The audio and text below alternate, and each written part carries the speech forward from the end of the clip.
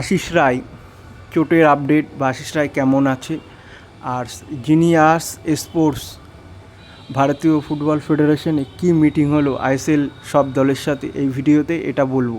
ভিডিওটা শুরু করি। প্রথমেই বলি, আশিস রায় রিহাব ছেড়ে এখন দলের সাথে প্র্যাকটিস করছে। গোয়া ম্যাচের আগে হয়তো পুরো ফিট হয়ে যাবে, কিন্তু ম্যাচ ফিট কতটা হবে সেটা জানা নেই। মানে আমি এরকমভাবে ভাবছিলাম, যদি আমায় আনার বদলে রাইট উইংয়ে আশিস রায়কে আনা যায়, সাইন আপ করানো যায়, তাহলে কেমন হবে সেটা লোবেরার জানে যে এই দিকটা ভেবেছে কি না। আর সে চোটটা থেকে আশিস রায় ফিরে এসে এটাই আমাদের কাছে অনেক। সেও মুখিয়ে আছে খেলার জন্য মোহনবাগানের সাথে, আবার সে জার্সি পরে ফার্স্ট 11-এ আসার জন্য। আর জিনিয়াস স্পোর্টসের কি মিটিং হলো ভারতীয় ফুটবল ফেডারেশনে দিল্লিতে আইএসএলের সব টিমের সাথে।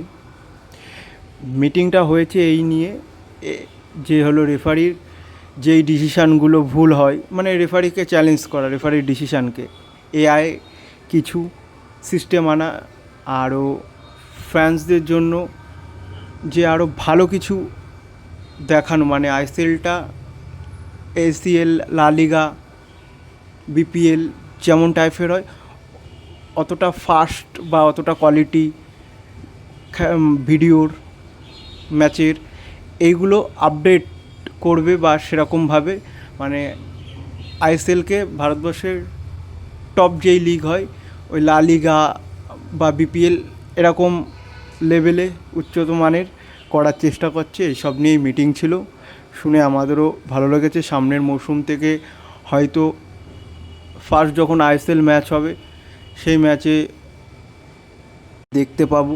আর দর্শকদের জন্যও কিছু ভেবেছে, নতুন আধুনিক যে কীভাবে বিজনেসটা বাড়ানো যাবে, এসব নিয়ে নানান কথাবার্তা হয়েছে।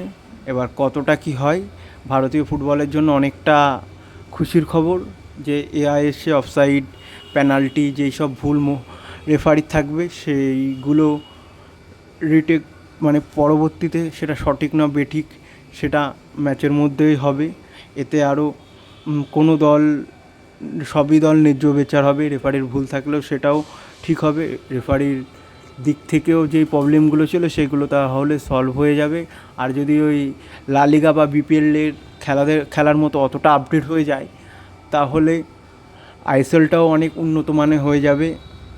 এখন যতটা পার্সেন্ট মানুষ দেখছে তার থেকে বেশি দেখবে। ভিডিওটা এটাই বলার ছিল। জয় মোহনবাগান। আপনাদের ভালো লাগলে কমেন্ট করবেন, কমেন্টে বলবেন আপনাদের কি জানার আছে, সেটা নেক্সট ভিডিও বলতেও আমাদের সুবিধা হবে।